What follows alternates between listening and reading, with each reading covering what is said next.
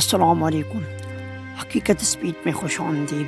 آج کا واقعہ قوم سبا پر اللہ تعالیٰ کا عذاب۔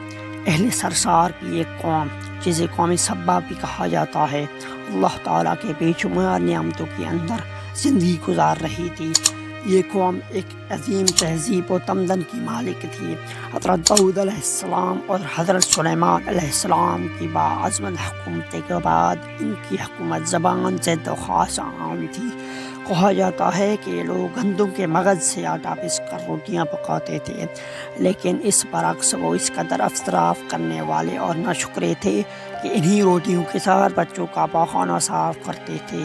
بعد ازاں ان آلودہ روٹیوں کو اکٹھا کرنے سے ایک پہاڑ بن گیا تھا۔ پھر ایک صالح شخص نے وہاں سے گزرتے ہوئے ایک عورت کو دیکھا جو روٹیوں کے ساتھ بچے کے پاخانے کے مقام کو صاف کر رہی تھی۔ اس شخص نے عورت سے کہا، تیرے اوپر افسوس، خدا سے ڈر، کہیں ایسا نہ ہو کہ خدا تیرے اوپر اپنا غضب ڈھائے اور تجھ سے اپنی نعمت چھین لے۔ اس عورت نے جواب میں مذاق اڑایا اور مغرورانہ انداز میں کہا، جاؤ جاؤ، گویا کہ مجھے بھوک سے ڈرا رہے ہو۔ جب تک سرسار جاری ہے مجھے کوئی بھوک سے کسی قسم کا کوئی خوف نہیں۔ کوئی زیادہ عرصہ نہیں گزارا نہ تھا کہ اللہ تعالیٰ نے ان لوگوں پر اپنا غضب ڈھایا۔ پانی جو کہ زندگی کی بنیاد ہے ان لوگوں سے چھین لیا، یہاں تک کہ قحط نازل ہوا۔ بات یہاں تک پہنچ گئی کہ ان کی ذخیرہ کی ہوئی تمام غذا ختم ہو گئی۔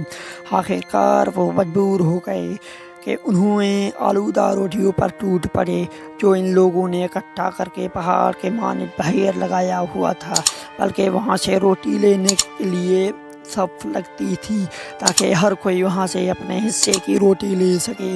کفران نعمت، قحط اور ان کی بدحالی کے بارے میں متعدد روایات موجود ہیں۔ سورۃ النحل کی آیت نمبر 116 پارہ اور 113 میں یوں ارشاد ہوتا ہے، اور اللہ نے اس بستی کی بھی مثال بیان کی ہے جو محفوظ اور مطمئن تھی، اس کا رزق ہر طرف سے باقاعدہ آ رہا تھا، لیکن اس بستی کے رہنے والوں نے اللہ کی نعمتوں کا انکار کیا تو خدا نے انہیں بھوک اور پیاس کا مزہ چکھایا، صرف ان اعمال کی بنا پر کہ جو وہ انجام دے رہے تھے، اور یقیناً ان کے بعد رسول آیا تو ان لوگوں نے ان کو جھٹلایا تو پھر ان تک عذاب آ پہنچا۔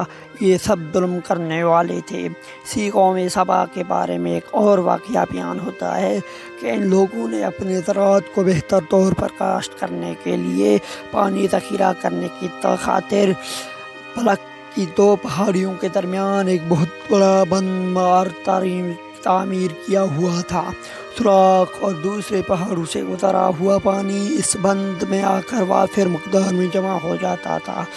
قوم سبا نے اس پانی سے صحیح طور پر استفادہ کرتے ہوئے وسیع و عریض اور بہت سے خوبصورت باغات لگائے اور کھیتی باڑی کو رونق بخشی۔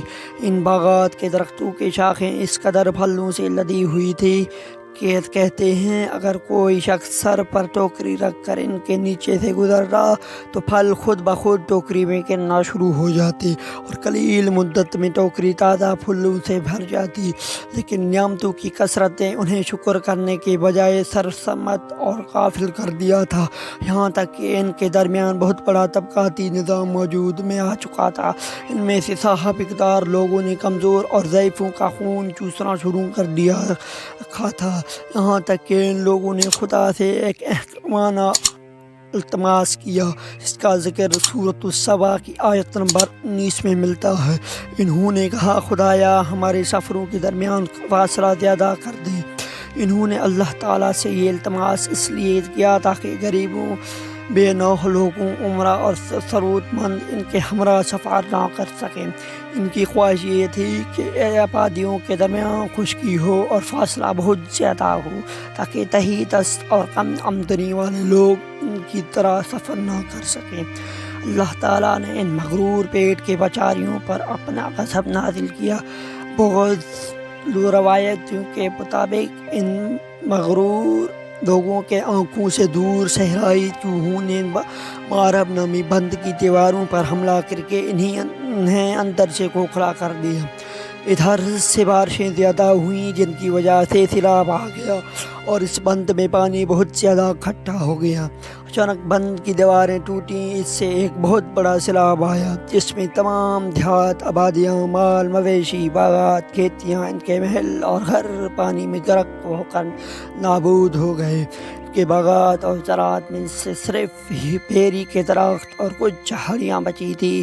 خوش الحان پرندے وہاں سے کوچ کر گئے تھے، جبکہ الواؤں اور کووں نے قوم سبا کے کنجرات میں اپنے گھونسلے بنا تھے۔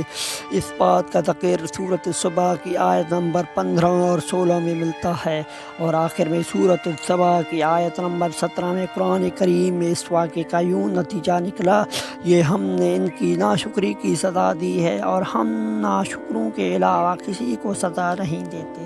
شکریہ، تھینکس۔